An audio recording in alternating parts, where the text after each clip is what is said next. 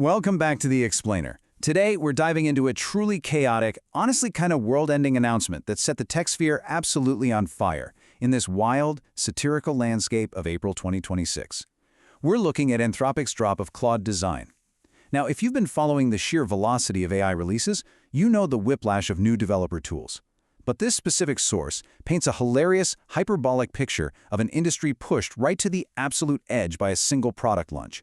We're going to break down exactly what this Opus 4.7 powered platform promises, what the frankly terrifying demos look like, and whether or not it actually lives up to the hype when you put it to the test.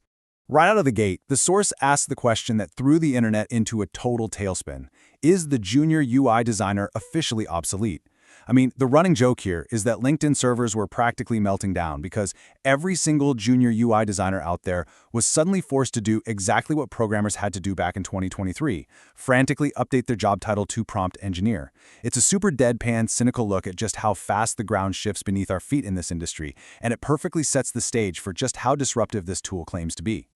Okay, let's dive into this. The source perfectly captures the inevitability of this moment with the quote, "In a shocking turn of events that absolutely nobody saw coming except for literally everyone, Anthropic dropped what's being framed as their most game-changing tool since Claude Code."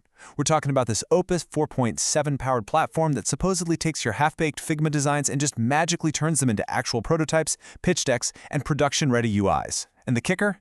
They claim you never even need to open a single design tool to make it happen. No way, right? The sheer market panic described in the source is just pure comedy gold. Apparently, within hours of the Claude design announcement, Figma stock dropped 7%. The source jokes about longtime Adobe executives just throwing their hands up and jumping out of high-rise windows, and every single AI design startup instantly losing their funding.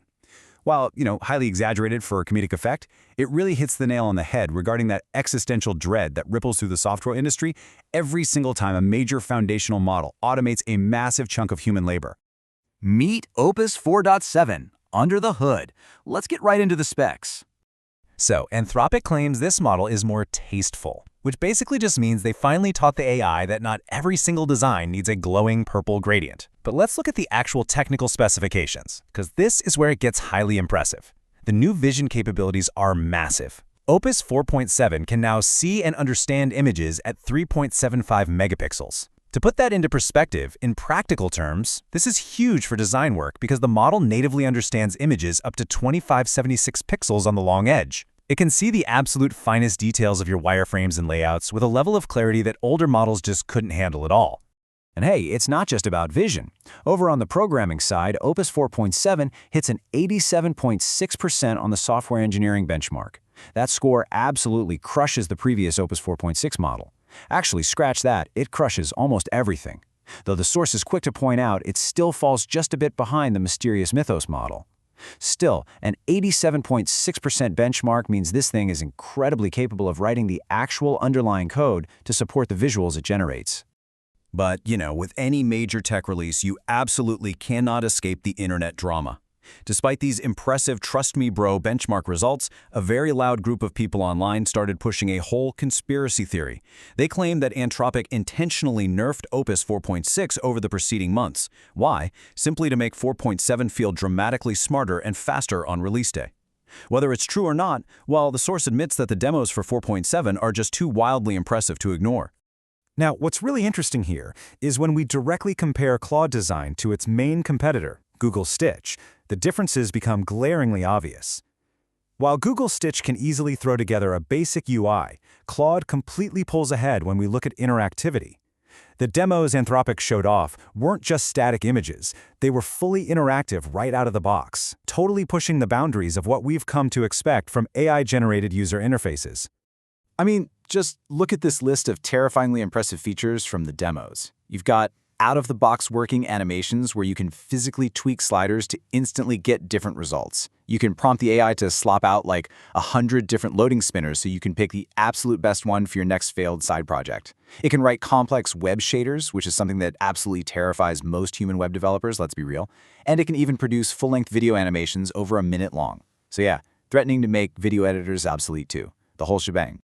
Building horse tinder, the reality check. Let's see how this actually works. Because pristine marketing demos are one thing, right? The messy reality of actual development is a whole other beast. So the source puts Claude Design to the ultimate test by building a completely absurd project, an iOS onboarding flow for horse tinder. The theoretical workflow is actually amazing. You upload an existing design system via a GitHub repo, a Figma file, or even just a simple PDF. This means a designer only has to make a few core screens and the AI handles the rest. So the source uploads a PDF design system, prompts for the horse tinder onboarding flow, and hits generate. And then you wait, and wait, and wait some more. As it turns out, generating with Opus 4.7 is painfully slow compared to alternatives like Google Stitch, Codex, or Cursor Composer. Sure, it's 1,000 times faster than a human, but in the ultra-fast-paced world of AI, watching that loading bar feels like an absolute eternity. And when the results finally arrive, we hit a brick wall. The expectation was this beautifully consistent UI matching the uploaded design system, what the source affectionately calls a fire-shippy design. The reality? 5 beautifully structured screens that completely ignored the design system. The output felt super generic, very cloudy if you will, and the central horse tinder logo was totally washed out. It just proves that maintaining rigorous brand consistency is still a massive hurdle for these models right now. And this brilliantly illustrates the most frustrating part of current AI workflows. Claude Design has this feature where you can draw and comment directly on the canvas. So the source draws an arrow pointing to the crappy washed-out logo and prompts the AI to fix it. Another 5 to 10 agonizing minutes go by. And the result? The AI didn't even fix the logo. It just slightly changed the background color. It's one of those hilarious, hair-pulling moments that proves we might just need to wait for Opus 4.8 before we can finally finish building Horse Tinder. Back into the rescue. Google Cloud Run. Let's pivot for a second. So if the whole AI front-end design revolution is still a bit, half-baked, what actually works smoothly today? The source pivots away from the front-end chaos straight to the rock-solid reliability of back-end infrastructure. Let's rapid-fire through why this matters. Google Cloud Run is a fully managed serverless platform. You can run literally any language or framework with zero overhead. You can use Google AI Studio to just vibe code a complete React or Node.js app and deploy the thing with a single click.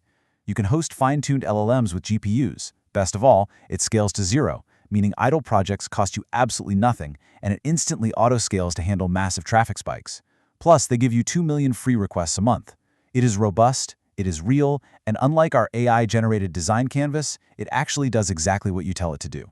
Which brings us to our final takeaway. We are caught in this incredible, almost comedic whiplash. On one hand, we have the world-ending, market-crashing hype of Opus 4.7 showcasing minute-long videos and dynamic web shaders. On the other hand, we have the clunky, frustrating reality of waiting 10 minutes just to watch an AI fail to fix a logo on a canvas. So I leave you with this. Are we truly entering the seamless era of AI design, or have we just invented a much more complicated, much slower version of prompt engineering? It's a fascinating space for sure, and I highly recommend keeping a close eye on it. Thanks for joining me on this explainer, and keep learning.